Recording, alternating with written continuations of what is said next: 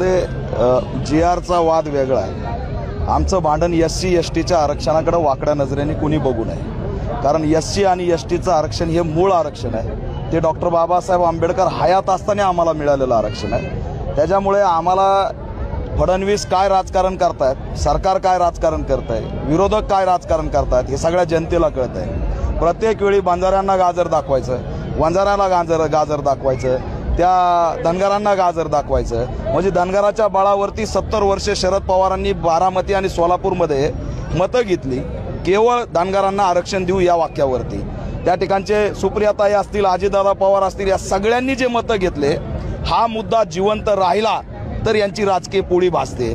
पण या ठिकाणचा जो शोषित घटक आहे, बंजारा असेल, धनगर असेल, यांचे प्रश्न गंभीर आहेत। मेंढपाळाचा प्रश्न गंभीर आहे, भटकंती आहे, तांड्यावरचं जगणं बांजाऱ्याचं त्याचंही प्रश्न गंभीर आहे। पण यांच्या डोक्यात हे घालणं की तुम्ही STतून आरक्षण मागा, हा समूह मागत नाही, तर यांची असणारी लीडरशिप जी पदासाठी भुकेलेली आहे, जी असणारी RSSची हस्तक झालेली आहे, जी असणारी त्याला मुख्यमंत्र्याची हस्तक झालेली आहे। RSSला आता 100 वर्ष पूर्ण झालेत आणि त्यांचा जातीमध्ये भांडण लावून सत्ता आणि त्यांनी असणारी व्यवस्था, विषमता पुन्हा निर्माण करून, जी डॉक्टर बाबासाहेब आंबेडकर आणि महात्मा फुलेंनी मनुस्मृती जाळून आणि दहन करून टाकलं, तिला पुन्हा जिवंत करायचं असेल तर SC STला विभाजित करा, OBCला विभाजित करा, बहुजनांमध्ये वाद लावा आणि नंतर असणाऱ्या यांना विषमतेच्या बळावरती गुलाम करा, हे धोरण या ठिकाणी राबवलेलं आहे। आणि म्हणून SC STचं आरक्षण हे मूळ आरक्षण आहे, त्याच्यात बदल होऊ शकत नाही। 10 ते 12 कसोट्या पार करून मिळालेलं हे आरक्षण आहे। आजही आमचं जगणं बदललेलं नाही, आजही आम्हाला माणूस म्हणून जगण्याचा अधिकार मिळालेला नाही, आजही आमच्यावरती जातीच्या नावाने हल्ले होतात। नितीन आगे असतील, पारधी समाजाचे हत्याकांड असतील, भिल्ल समाजाचे हत्याकांड असतील, परवाचं जय वाळवीचं नंदुरबारचा हत्याकांड असेल, आजही आम्हाला इंग्रजांनी जो कपाळावर शिक्का मारलाय चोराचा, तो चोराचा शिक्का सुद्धा 100 वर्षात ही व्यवस्था पुसू शकलेली नाही। आणि म्हणून जे बाबासाहेबांनी दिलं तेच आणखी आमच्यापर्यंत मिळालं नाही, आणि ते खायला जर कुणी येत असेल तर या ठिकाणी आपलं अस्तित्व वाचवण्याचा संघर्ष उभा राहिल्याशिवाय राहणार नाही। हा बीडचा मोर्चा आदिवासींचं, SCचं अस्तित्व वाचवणारा मोर्चा होता। आतापर्यंत STसाठीचं हे आंदोलन सुरू होतं, पण आजपासून SC आणि ST बचाव आंदोलन हे सुरू झालेलं आहे। बीडपासून सुरुवात राज्यात होईल, मुंबईला जाऊ, दिल्लीला जाऊ, आदिवासींकडे आणि दलितांकडे गमावण्यासारखं काही नाही। मी असणारा इशारा देतोय, सगळ्याकडे गमावण्यासारखं आहे। प्रॉपर्टी असतील, अनेक काय असेल, यांच्याकडे गमवायला आहे, आमच्याकडे गमवायला काही नाही। आमचा जो आधार आहे तो फक्त डॉक्टर बाबासाहेब आंबेडकरांनी दिलेलं संविधान आणि आरक्षण आहे, आणि तो जर कोणी हिसकावून घेण्याचा प्रयत्न करत असतील, हे कार्टून लक्ष्मीकांत, ती आवडी, कुणाच्या भरोशावर सभा, काय चालतंय सगळं माहीत आहे। या ठिकाणचे तिरकाडोळा ते काय कशासाठी त्या स्टेजवर चाललेत, हे RSSच्या इशाऱ्याशिवाय बंजारा आणि धनगराच्या स्टेजवर गेलेले नाहीत। आणि म्हणून यांनी षडयंत्र केलंय की जर SC STचं आरक्षण घालवायचं असेल, याच बिहारच्या गेल्या निवडणुकीमध्ये मोहन भागवतांनी स्टेटमेंट दिलं होतं की आरक्षणाची समीक्षा झाली पाहिजे।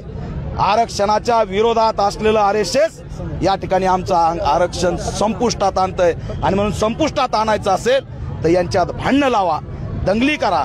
आज बीडमध्ये दंगलीचा प्रयत्न झाला, आज या बीडमध्ये आमच्या रॅलीमध्ये रिक्षा आडव्या घातल्या, गाड्या आडव्या घातल्या, पोलिसांनी संरक्षण नाकारलं, कार्यकर्त्यांना धमक्या दिल्या, हे प्रस्थापिताच्या इशाऱ्याशिवाय झालं नाही आणि व्यवस्थेच्या बळावर सुद्धा हे झालेलं नाही। म्हणून आमचा गर्भित इशारा आहे की तुम्ही काही करा, आरक्षणाकडे जर वाकड्या नजरेने बघितलं तर त्याचे डोळे सुद्धा काढू, हा इशारा या माध्यमातून द्यायला आम्ही इथं आलो असणाऱ्या सरकारला। कारण की आता सरकार तुम्ही म्हणल्याप्रमाणे स्वतःचा डाव साधतोय, स्वतःच्या पोळ्या भाजून घेतोय आणि आपसामध्ये लढवायचं काम करतोय। तुमचं सरकारला काय म्हणतात? तुमचा जाहीरनामा कुठे आहे?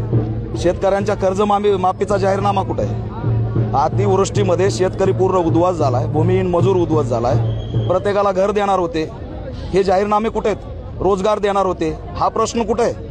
म्हणजे तुम्ही मुद्द्यावरती लढत नाहीत, तर तुमच्या मुद्द्यांना आम्ही प्रश्न विचारतोय तर तुम्ही आरक्षणाचं भांडण लावताय। म्हणजे तुम्ही मराठा आरक्षणाच्या संदर्भात त्यांना न्याय द्यायचा नाही, म्हणून हा सगळा खेळ रस्ता आहे। हे मराठा समाजाने सुद्धा ओळखलं पाहिजे की त्यांना असणारं GR दिला आणि पुन्हा मग STच्या विरोधात लोक का उतरवले। पुन्हा एससीच्या विरोधात लोक का उतरवले आणि हे उतरणारे कोण आहेत? आज ओबीसीच्या समितीमध्ये भाजपचे लोक आहेत, मराठाच्या समितीमध्ये भाजपचे लोक आहेत. बचावाची उपसमिती नाही यांच्याकडं, भांडणं लावायची उपसमिती आहे. त्याच्यामुळे आमचा इशारा आहे की शेतकऱ्यांची कर्जमाफीचं काय झालं त्याचं उत्तर द्या. दीनदलित इथल्या आदिवासींना तुम्ही जमीन देणार होता त्याचं काय झालं ते सांगा. आज आमच्या गायरान जमिनी आदिवासींच्या सौर ऊर्जाला हे चंद्रशेखर बावनकुळे लुटून लागले. पारध्या समाजाला भिल्ल समाजाने जे चिमूटभर जमीन धरली होती ती उद्ध्वस्त करायला लागले आणि आम्हाला असणारं भूमिहीन करायला लागले. आमच्या जमीन कुठे आहे, रोजगार कुठे आहे, कर्जमाफी कुठे आहे, आर्थिक हक्क आणि अधिकार कुठे आहे हे विचारणार आहेत.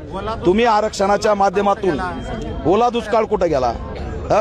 तुम्ही 7 आणि 5 हजार रुपये द्यायला लागलात. हे मुद्दे सगळे हे सगळे मुद्दे यांना पूर्ण करायचे नाहीत म्हणून दिशाभूल करायची, दंगली पेटवायच्या, जातीचं ध्रुवीकरण करायचं आणि मताचं राजकारण करायचं. विधानसभा आली, आंदोलनं आले. आता स्थानिक स्वराज्य संस्थेची निवडणूक आली, लगेच तुमचे आंदोलनं आले. आम्हाला कळत नाही का चाललं. इथली सतर्क जमात एससी आणि एसटी ही देशाला जागृत करणार आणि डॉक्टर बाबासाहेब आंबेडकरांचं संविधान हातात घेऊन देवेंद्र फडणवीस यांना इशारा देतोय, कुणाच्याही नादी लागायचं, कोणत्याही जमातीला घेऊन तुम्ही राजकारण करायचं, पण एससी एसटीला डिवचायचा प्रयत्न करायचा नाही. एससी मध्ये वर्गीकरणाचं नाटक आणलंय. आनंद बदर नावाचे काय 2 लोकांची समिती, इंदिरा अवसार यांच्या 2 लोकांची समिती, 59 जातीचं असणारं आरक्षण विभाजनाचं षडयंत्र. म्हणजे नुसतं ओबीसी एससी एसटी भांडण नाही, तर आता एससीतल्या 59 जातींनी लढायचं, एसटीतल्या जातींनी लढायचं. हे वर्गीकरणाच्या माध्यमातून जाती विभाजित झाल्या पाहिजे आणि मग एक जय वाळवी यांना संपून टाकायचा. पण आम्ही ते होऊ देणार नाहीत. समूह म्हणून आणि प्रवर्ग म्हणून आम्ही या ठिकाणी लढणार. कितीही प्रयत्न केले तरी देवेंद्र फडणवीस यांचा मनुवादी अजेंडा आम्ही या ठिकाणी चालू देणार नाही. मी त्यांना प्रश्न विचारतोय, सुप्रीम कोर्टाने वर्गकरणीचा जर निर्णय दिला होता, भारत बंदची आम्ही हाक दिली, त्यावेळेस नरेंद्र मोदींनी सांगितलं की देशात कुठंही कोणतंही राज्य हा असणारा निर्णय लागू करणार नाही. मग देवेंद्र फडणवीस वर्गीकरणाच्या बाजूने का आलेत?